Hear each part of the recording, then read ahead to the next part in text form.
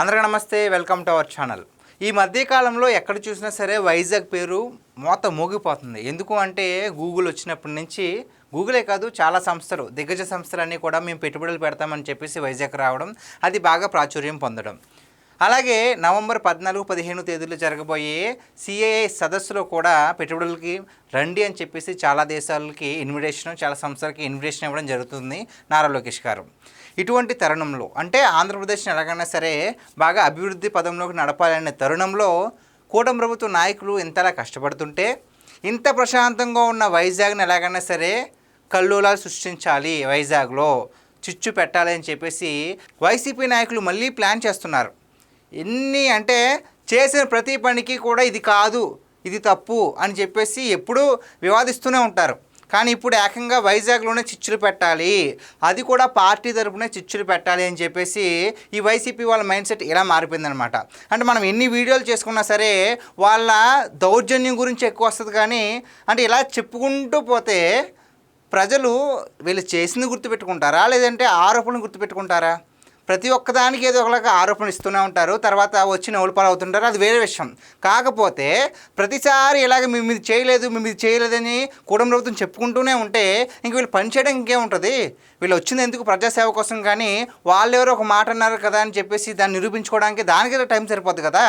So ఇప్పుడు వచ్చిన matter ఏంటంటే, వైజాగ్ ఎంత ప్రశాంతంగా ఉంటుంది, అమ్మో ప్రశాంతంగా ఉంటే వైసీపీ వాళ్ళకి నిద్ర పట్టదు, కాబట్టి ఏదో విధంగా చిచ్చులు పెట్టాలి. అందులోనే మధ్యన బాగా పేరు వచ్చేస్తుంది కూటమి ప్రభుత్వానికి వైజాగ్ ద్వారా. ఎక్కువగా సంస్థలన్నీ వైజాగ్లో పెట్టుబడులు పెడుతున్నారు కాబట్టి, దగ్గరలో కూడా సిఏ సదస్సు ఉంది కాబట్టి ఎందుకో ఓర్చుకోలేదో ఏమో తెలియదు. కానీ ఇప్పుడు వైజాగ్లో ఒక ప్రాంతంలోని ఒక సెంటర్లో ఒక టీడీపీకి సంబంధించిన ఫ్లెక్సీని చింపేయడం జరిగింది. అది చించింది ఎవరు అంటే వైసీపీకి సంబంధించిన కొంతమంది వ్యక్తులు. వాళ్ళు ఏమైనా అధికారంలో ఉన్నారా అంటే అది కూడా ఏం లేదు, ఏదో కొంతమంది నుసిగలిపారు, చింపేశారు. సో ఇక్కడ కనిపిస్తుంది కదండి, ఈ ఫ్లెక్సీని కొంతమంది దొండగలు ఏం చేశారంటే నైట్ టైం వెళ్ళి అది చింపేయడం జరిగింది. ఇది జరిగింది ఈరోజు నిన్న కాదండి, ఒక 3 days అవుతుంది. సో ఈ విషయం ఇప్పుడు బయటకైతే వచ్చి బాగా హల్చల్ అవుతుంది సోషల్ మీడియాలో. సో ఈ విధంగా ఇక్కడ ఉన్నటువంటి వెలగపూడి రామకృష్ణ బాబు గారు, శాసనసభ్యులు విశాఖ తూర్పు, ఆయనకు సంబంధించి ఒక ఫ్లెక్సీ పెట్టారు. సో ఎవరైతే ఆయన మీద అభిమానం ఉంటుందో వాళ్ళ కొంతమంది ఏం చేశారు, ఇలా ఫ్లెక్సీలు కట్టించుకున్నారనమాట. దీన్ని చూసి ఓర్చుకోలేక, లేదంటే ఏదో విధంగా చిచ్చు పెట్టాలి అని చెప్పేసి కొంతమంది నైట్ టైం వెళ్ళి ఆ ఫ్లెక్సీని చింపేశారు. ఒకసారి ఆ వీడియో చూద్దామండి.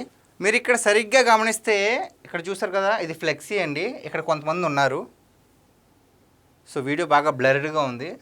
సో ఇక్కడ చూడండి, చింపేశారనమాట. కాస్త ముందుకి చేస్తున్నాను చూడండి. ఇక్కడ ఉన్న ఫ్లెక్సీని ఈ విధంగా వాళ్ళంతా ఏం చేశారు అంటే కిందకి లాగేశారు. లాగేసి డిస్కషన్ చేసుకుని ఈ విధంగా ఫ్లెక్సీని మొత్తం చింపేయడం జరిగింది. సో అక్కడ కొంతమంది వచ్చారు, నైటు డిస్కస్ చేసుకున్నారు, ఉన్న ఫ్లెక్సీని కిందకి లాగేశారు. అసలు ఎవరు చేస్తారు ఈ పనులు అంటే అవి కూడా బయటకు వచ్చాయి. సో అందులో ఎవరు పాలు పంచుకున్నారు ఆ పనిలో అంటే, సో ఈ ఫోటోలో కనిపిస్తున్నారు కదండి. సో ఇతను ఒకడు, అదేవిధంగా సో ఇతను, ఈ అబ్బాయి, సో ఇంకా కూడా ఉన్నారు, వాళ్ళ ఫోటోలు కూడా ఉన్నాయి. సో ఈ విధంగా కొంతమంది ఒక నలుగురు వచ్చి ఆ ఫ్లెక్సీని చించేయడం జరిగింది. అంటే మరి వీళ్ళు చూస్తే పెద్దగా రాజకీయ బ్యాక్గ్రౌండ్ ఉన్న వాళ్ళే ఏం కనిపించట్లా. మరి వాళ్ళలో వాళ్ళకి ఏమొచ్చిందో, లేదంటే వైసీపీ నాయకులు ఏ విధంగా వాళ్ళని రెచ్చగొట్టారో తెలియదు. కానీ వాళ్ళ పనులు చేయించుకోవడానికి ఇలాంటి వాళ్ళని వీళ్ళు ఉసిగొలిపి వాళ్ళ జీవితం నాశనం చేసేలా అవుతాయి. వీళ్ళ మీద ఎలాగో పోలీస్ కంప్లైంట్ వస్తూ ఉంటుంది. సో ఇబ్బందులు పడేది వీళ్ళు కానీ వేరే వాళ్ళు కాదు కదా. ఎప్పటికైనా ప్రజలు కళ్ళు తెరుచుకోండి, వైసీపీ వాళ్ళ ట్రాప్లో పడొద్దు. రేపొద్దున నాశనం అయ్యేది మీ జీవితమే. ఎందుకంటే గత ప్రభుత్వ హయాంలో తిట్టిన వాడికి ఇంత, జైలుకి వెళ్తే ఇంత అని చెప్పేసి కొన్ని కేటగిరీస్ కూడా ఉన్నాయి. సరే వాళ్ళకి డబ్బులు అవసరం, అలాంటి వాళ్ళంతా వెతుక్కుని వచ్చి ఆ తిట్టిన వాడికి 50,000, జైలుకి వచ్చిన వాడికి 1,00,000 అని చెప్పేసి అన్నారు. ఓకే, వాడు తిడతాడు, వాడు జైలు వెళ్ళి వచ్చేస్తాడు, ఎలా విడిపించుకుని వచ్చేస్తారు. కానీ ఒక్కసారి జైలుకి వెళ్ళి వచ్చిన తర్వాత పరిస్థితులన్నీ మారిపోతాయి. డబ్బులుగా ఆ అవసరానికి డబ్బులు తీరుతాయండి. కాకపోతే మీతో ఉన్నవాళ్ళు మీతో సరిగ్గా ఉండరు, సంబంధాలు ఏవి సక్రమంగా ఉండవు. ఒకసారి జైలుకు వెళ్ళి వచ్చాడనే ముద్ర మీ జీవితంలో ఉండిపోతూనే ఉంటుంది. సో వైసీపీ వాళ్ళ అరాచక పనుల కోసం మీ జీవితాన్ని నాశనం చేసుకోవద్దు. సో గైస్, ఇది ఈరోజు మన వీడియో. ఈ వీడియో పైన మీ విలువైన అభిప్రాయాన్ని కామెంట్ రూపంలో తెలియజేయండి. Thank you.